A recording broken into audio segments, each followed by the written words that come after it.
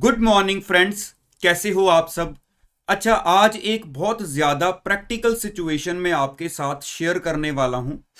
Directly आज बिना कोई डिस्कशन के पहले मेन टॉपिक पर आते हैं। मैं एक वो स्टूडेंट हूं, अपने आप को एक स्टूडेंट अज्यूम कर रहा हूं। मेरे मई 2021 में एग्जाम्स थे और मुझे पता चला कि ड्यू टू कोविड अभी हमारे जो एग्जाम्स हैं वो डिले हो गई हैं, जैसे हमारे पास जो अनाउंसमेंट आई थी, है ना।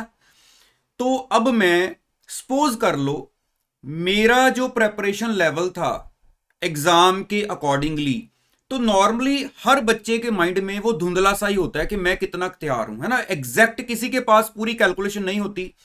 कोई सब्जेक्ट मेरा थोड़ा सा ज्यादा अच्छा है, कोई सब्जेक्ट मेरा थोड़ा सा ज्यादा वीक है, मिक्स मैच होता है। तो यहां पर मैं क्या करता, मतलब ऐसी सिचुएशन में अब आज हमारे पास अभी कोई डेट्स अवेलेबल नहीं है, तो नॉर्मली मैं सोचूंगा कि यार अब मैं कैसे चलूं, इस सिचुएशन से कैसे बाहर आऊं, कैसे अपने आप को इंप्रूव करूं। इसका बहुत एक सिंपल सा फॉर्मूला है।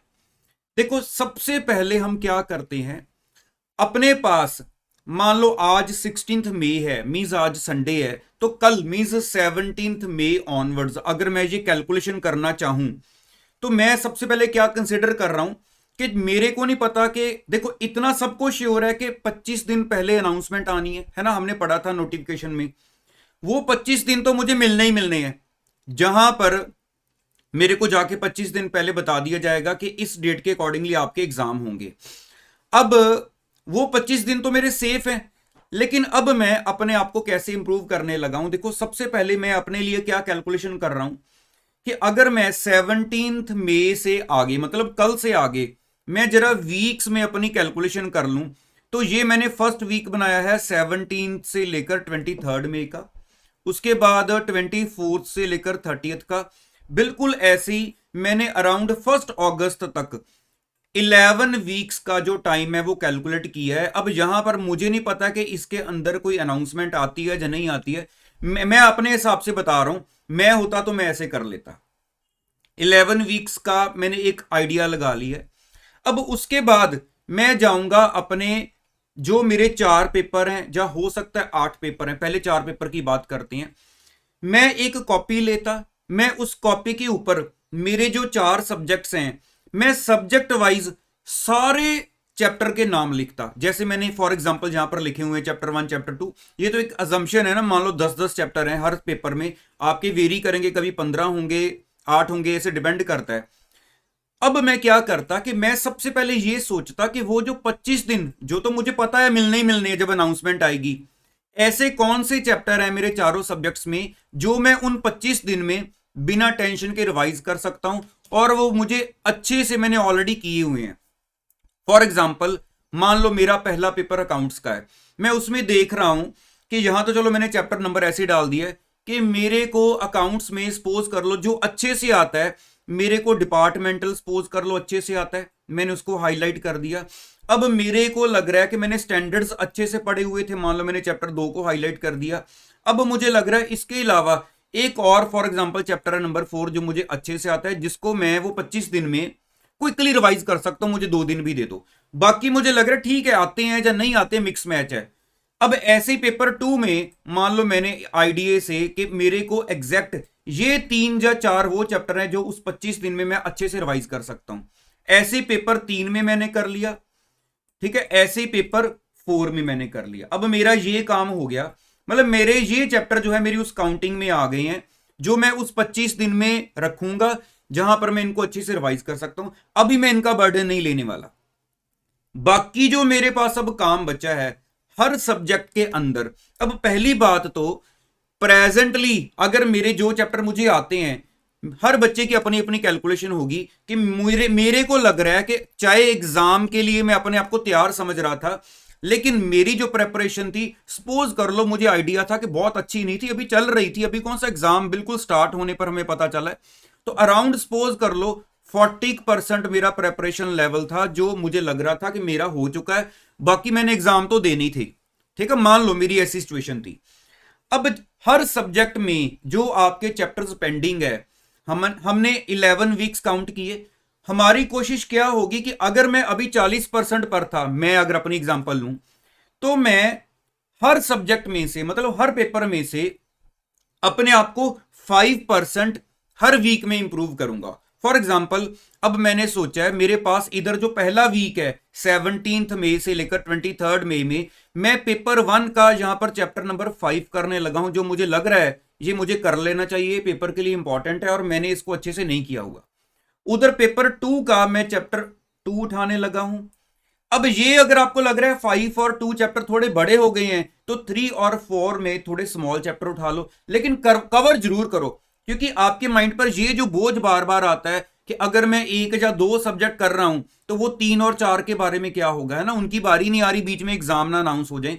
यहां से मान लो मैंने चैप्टर 4 उठा लिया और इधर से मैंने चैप्टर 9 उठा लिया, तो इसका मतलब अब मेरा माइंड क्लियर है कि इस वीक में, पहले वीक में मीन 17 से लेकर 23 मई में मैंने अपने चारों सब्जेक्ट के ये 4 चैप्टर कवर करने हैं। अगर ये तो एग्जांपल दे रहा हूं आपको, हो सकता है आप किसी सब्जेक्ट के चैप्टर छोटे हैं 2 रख लो, या अगर वो छोटा ही रखना चाहते हो तो फॉर एग्जांपल आपका इनकम टैक्स बीच में है तो आपको लग रहा है कि उधर मेरे पास पीजीबीपी आ रहा है, तो चलो कोई बात नहीं, बाकी सब्जेक्ट का छोटा ही उठा लो। एक बैलेंस करना आपको सारा क्लियर होगा कि मैं कैसे बैलेंस करूंगा। तो ऑन एन एवरेज मैंने हर वीक में, अब नेक्स्ट वीक में मुझे लगा कि चलो अब मैं इधर से 9 उठाता हूं, इधर से 6 उठाता हूं, ऑन एन एवरेज में हर वीक में अपना हर सब्जेक्ट, हर पेपर मैं 5% एक आइडिया ले रहा हूं, मैं इंप्रूव कर रहा हूं। तो मान लो 17 से लेकर 23 मई में हमें कोई अनाउंसमेंट नहीं आती तो मैं 5% इंप्रूव हो चुका हूं। तो अभी मैं पहले 40 पर था, अब मेरी प्रेपरेशन 45% पर आ चुकी है। अब मान लो नेक्स्ट वीक में 24 से लेकर 30 मई तक मैं 5% और इंप्रूव कर लिया अपने आप को, अब मैं 50% पर पहुंच चुका हूं। जहां जाकर आपको जिस वीक में लगेगा कि मेरे को कोई अनाउंसमेंट मिली है या मान लो मेरी कोई बीच में एग्जाम डेट अनाउंस हो रही है, तो उस हिसाब से हम जिस परसेंटेज भी पहुंचे होंगे, जिस पर भी पहुंचे होंगे, लेकिन 40 से तो बेटर ही है ना, 40 से तो बेटर ही है ना।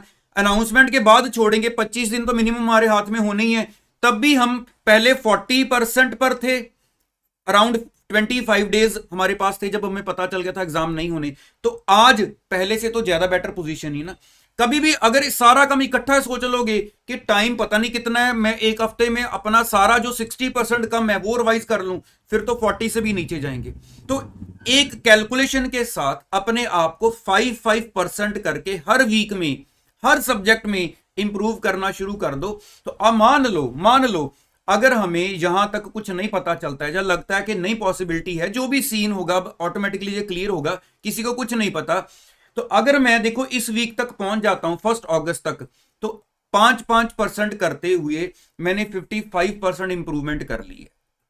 ठीक है, इसके बाद 40 मेरी ऑलरेडी थी तो मैं 95% पर पहुंच गया हूं। मैं तो रैंक, मतलब चलो एक ग्रुप है तो मैं बोलूंगा चलो रैंक तो चलो नहीं एक ग्रुप के साथ होगा, लेकिन एटलीस्ट मैं तो मतलब इतनी अच्छी मेरी तैयारी हो चुकी होगी कि मैं तो 300 प्लस मार्क्स सोचूंगा, है ना। अब 2 ग्रुप वाला बच्चा सोचेगा मेरे 8 सब्जेक्ट हैं, तो क्या मैं एक वीक में 5% करके अपने 8 के 8 सब्जेक्ट मैनेज करूं? वो तो हौच पौच हो जाएगी, क्योंकि 4 तो चलाने फिर भी पॉसिबल है कि आपने पहले 2 दिन वीक में 2 को अच्छे से कवर किया, या 3 दिन लगा के उनका 5% पूरा कर दिया, बैलेंस 3 दिन में आपने दूसरे सब्जेक्ट का 5% पूरा कर दिया। लेकिन 8 वाला बच्चा क्या करे? देखो मैं आपको सीरियसली यहां पर बताता हूं, अगर तो आपकी भी ऐसी सिचुएशन है जैसे मैं अपनी ज्यूम कर रहा हूं कि मेरा प्रेपरेशन लेवल 40% था दोनों ग्रुप का मिक्स करके, फिर तो बेटर है पहले मैं यहां पर ये जो 5% है हमारी, जो हमने रेशियो रखी है इंक्रीज करने की अपने आप को, मैं वहां पर 8 सब्जेक्ट चलाने की बजाय मैं सब्जेक्ट 4 ही रखता हूं। कोई एक ग्रुप सिलेक्ट कर लो जो मेरा सही चल रहा था, जिस पर लग रहा है मैं जल्दी ग्रिप बना सकता हूं, तो ये जो परसेंट है वो 5 की बजाय चाहे इंक्रीज कर लो, 8 कर लो, 10 कर लो, लेकिन सब्जेक्ट 4 ही रखना। तो अगर आप 5% से बढ़ा लोगे तो हमारी जल्दी वो परसेंटेज इंक्रीज हो जाएगी ना। मान लो मेरी सेटिस्फेक्शन कहां तक आती है, मैं 80% तक आ गया हूं एक ग्रुप में, अब लग रहा है कि अब मैं दूसरे को साथ में उठा लेता हूं। तो थोड़ा सा ये चीज को आप अपने हिसाब से प्लान करके चलना। तो इसके साथ वो जो बोझ है ना हमारे ऊपर चल रहा है कि पता नहीं बीच में अनाउंसमेंट ना आ जाए, मैं एक ही सब्जेक्ट पकड़ के बैठ गया हूं, ऐसा ना हो जाए, तो इसके साथ आपका वो सारा सिस्टम है ना, वो मेंटली रिलैक्स रहोगे, वो परफेक्टली चलना शुरू हो जाएगा। तो मेरे ख्याल से आपको ये सारी चीज क्लियर हो चुकी है।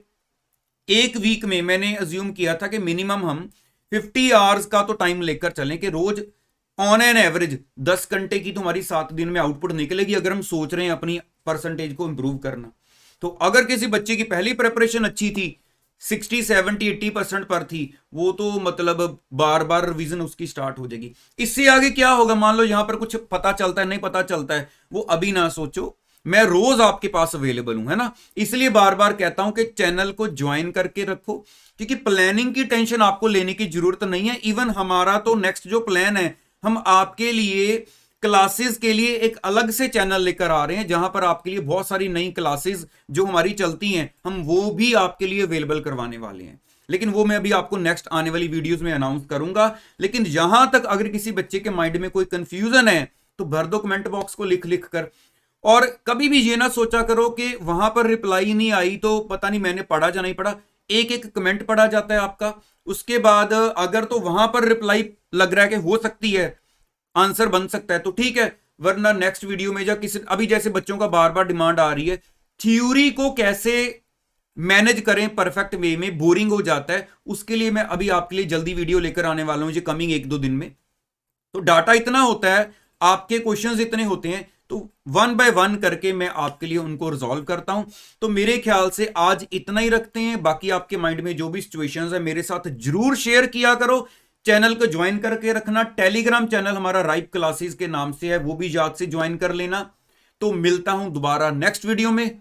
All the best, thank you so much.